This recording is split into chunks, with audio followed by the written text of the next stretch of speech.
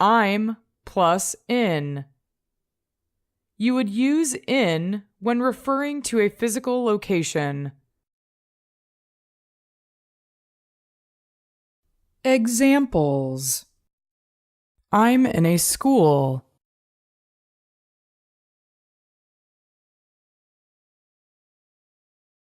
I'm in a car.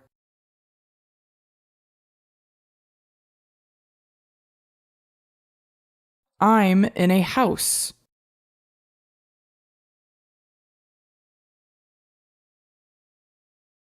I'm in the lobby.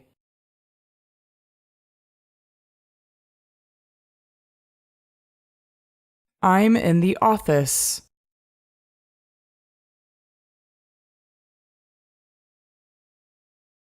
I'm in a restaurant.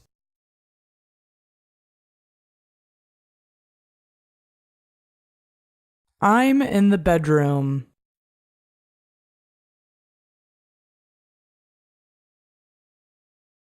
I'm in the kitchen.